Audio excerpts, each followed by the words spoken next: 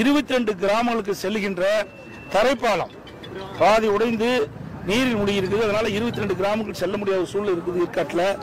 அதோட ஏற்காட்டிலிருந்து 15 கிலோமீட்டர் தொலைவில் உள்ள புளியங்கடை என்ற கிராமத்திற்கு செல்லுகின்ற இணைப்பு பாலம் பாதி உடைஞ்சு தண்ணீர் மூழ்கி இருக்குது. அதையும் சரி செய்ய வேண்டும். அப்பதான் அந்த கிராமத்துக்கு மக்கள் போக முடியும். அதே மலைப்பிரதேசத்தில் இருக்கின்ற மக்கள் அத்தனை பாதிக்கப்பட்டிருக்கிறாங்க. 20 கிராம மக்களுக்கு இந்த கனமழையால் மின்தடை ஏற்பட்டிருக்கிறது. அதையும் சரி செய்ய வேண்டும். தமிழகம் முழுவதும் இந்த வடிகால் பணிகள் எவ்வளோ பண்ணியிருக்காங்க? தமிழ்நாடு முழுசும் நிறைய இடத்துல நிறைய மாவட்டங்களில் அந்த தண்ணி நிற்கிது. இந்த வடிகால் பணிகளை எந்த அளவுக்கு மேற்கொண்டிருக்காங்க?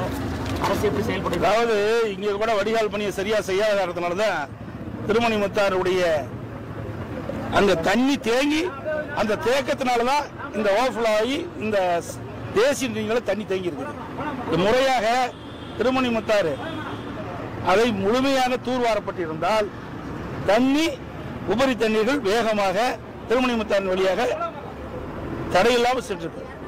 ஆனால் திராவிட முன்னேற்ற கழக அரசு மாநகராட்சி முழுமையாக பணி செய்யாத காரணத்தினால திருமணிமுத்தாருடைய அங்கு இருக்கின்ற அந்த ஆறில் இருக்கின்ற தூர் வாராத காரணத்தினால் அங்கங்கே அடைப்பு ஏற்பட்டு வெள்ள நீர் நகரத்தில் இருக்கின்ற வெள்ள நீர் ஏற்காட்டிலிருந்து வருகின்ற நீர் எல்லாம் ஒன்றாக இணைந்து இன்றைக்கு குடியிருப்பு பகுதியில் தண்ணீர் பூந்திருக்கின்றது, சூழ்ந்திருக்கின்றது. இதுதான் நிலைமை. இந்த அரசு வேண்டுமென்றே திட்டமிட்டு ஒரு தவறான செய்தியை மக்களுக்கு பரப்பிட்டு இருக்காங்க. உரிய முறையிலே முன்னெச்சரிக்கை நடவடிக்கை எடுக்கப்பட்டிருந்தால் சேலம் மாநகரத்தில் அங்கே குடியிருப்பு பகுதியில் தண்ணீர் தேங்காமல் இருக்கும், மக்கள் பாதிக்கப்படாது இருப்பாங்க. மத்திய அரசு வந்து புயல் நிவாரணமா வந்து 2000 கோடி வேண்டும் சொல்லி முதலமைச்சர் கடிதம் அனுப்பி சொல்லியிருக்காரு. எப்படி பாக்குறீங்க? நீங்க வலியுறுத்தீங்களா? அதாவது தமிழகத்தில்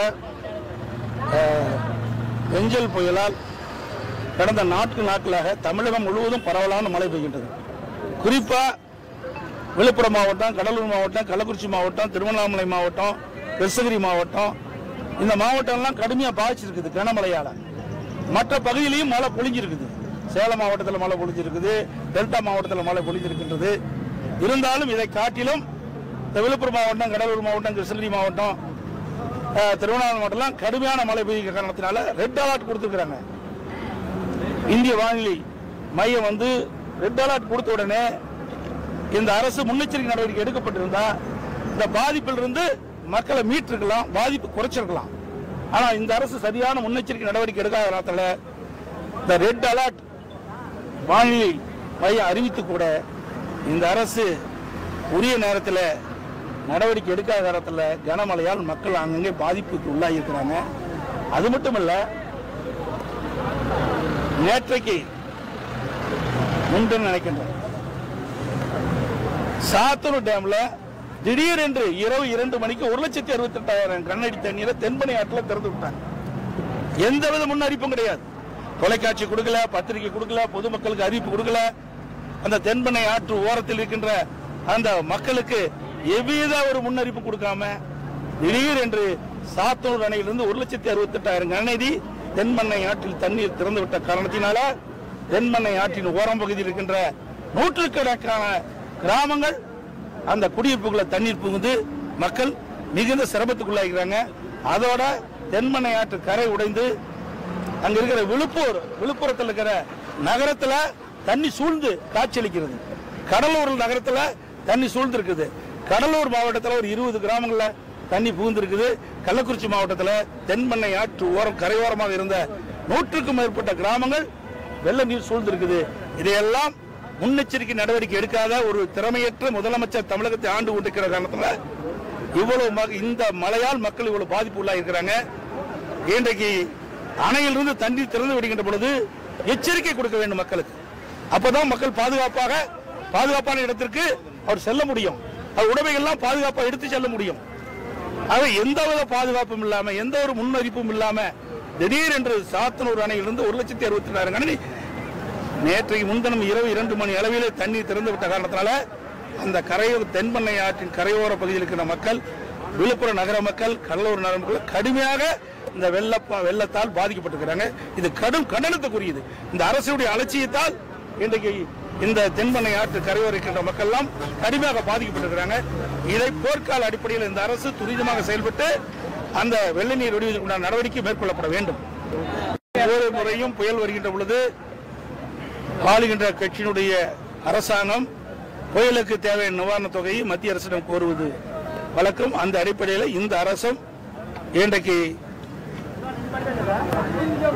பெஞ்சல் புயலால் கனமழையின் காரணமாக பல்வேறு மாவட்டங்கள் பாதிக்கப்பட்டிருக்குது. குறிப்பா விழுப்புரம் நகரம், விழுப்புரம் மாவட்டம், கடலூர் நகரம், கடலூர் மாவட்டம், கள்ளக்குறிச்சி மாவட்டம், கிருஷ்ணகிரி மாவட்டம், திருவண்ணாமலை மாவட்டம், டெல்டா மாவட்டம், இந்த பகுதியெல்லாம் கடுமையாக பாதிக்கிறது. இதெல்லாம் கணக்கிட்டு உரிய முறையிலே மத்திய அரசோடு தொடர்பு கொண்டு இந்த மக்களுக்கு தேவையான நிவாரணத்தை பெறுவதற்குண்டான முயற்சி இந்த அரசு எடுக்க வேண்டும். அதிமுக ஆட்சியில் வந்து மக்கள் தூங்கக்கூடிய நிலைமை இருந்தது மழை காலங்களில். இப்போ திமுக ஆட்சியில் வந்து நிம்மதியாக இருக்காங்க மக்கள் அப்படின்ற மாதிரி ஒரு முதலமைச்சர் கருத்து தெரிவிச்சிருந்தாரு. அதை எப்படி பார்க்குறீங்கன்னா? இப்போ நீங்கள் பேட்டி கொடுத்துட்டீங்கல்ல, சேலம் மாநகர மக்கள் இரவில் தூங்கிட்டே இருந்தாங்க. நீங்கள் இரவு தூங்குனீங்களா? மழை வெள்ளத்தில் எப்போ நம்ம வீட்டுக்குள்ள தண்ணி போகணும் அச்சத்தில் தானே படுத்து தூங்கி உறங்கிட்டு இருந்தீங்க. அப்படிப்பட்ட நிலைமை தான் தமிழகத்தில் நிலவி கொண்டிருக்கின்றது. 2 நாளைக்கு முந்தி சென்னையில் பார்வையிட்ட முதலமைச்சர் எக்ஸ் தளத்தில் வெளியிட்டாரு. இன்றைக்கு சென்னை மாநகர மக்கள்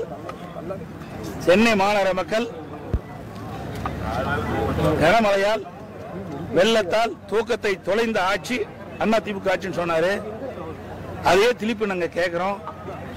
இந்த விடியா திமுக முதலமைச்சர், திறமையற்ற முதலமைச்சர் முன்னெச்சரிக்கை நடவடிக்கை எடுக்காத காரணத்தினால விழுப்புரம், கடலூர் மற்றும் பல்வேறு மாவட்டங்களில் இருக்கின்ற மக்கள் இந்த வெள்ள நீரால் இரவு முழுவதும் தூங்காமல் தூக்கத்தை தொலைத்த அரசு திமுக அரசு.